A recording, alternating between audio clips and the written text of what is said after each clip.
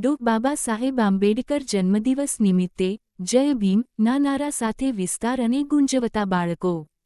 ભારત દેશના બંધારણ ઘડવૈયા ડો.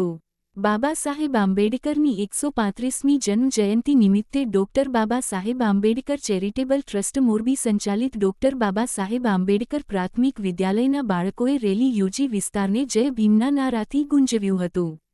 ડોક્ટર બાબા સાહેબ આંબેડકર પ્રાથમિક વિદ્યાલય, ભીમરાવનગર, વિજયનગર મેઇન રોડ, રોહિદાસપરા, મોરબી ખાતે આવેલી છે, જે વર્ષ 2001ની કાર્યરત છે, જ્યાં કેજીથી ધોરણ પહેલી 8 સુધીના બાળકો અભ્યાસ કરી રહ્યા છે.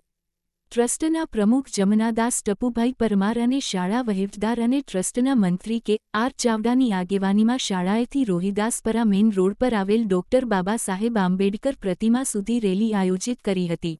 રેલી દરમિયાન બાળકો દ્વારા જય ભીમના નારા સાથે વ્યસન છોડો અને શિક્ષણ અપનાવોના સૂત્રોચ્ચાર સાથે સમગ્ર વિસ્તારને ગુંજવી નાખ્યું હતું. આ પ્રસંગે ટ્રસ્ટના સદસ્યો અને શાળાના તમામ શિક્ષકગણ ઉપસ્થિત રહ્યા હતા.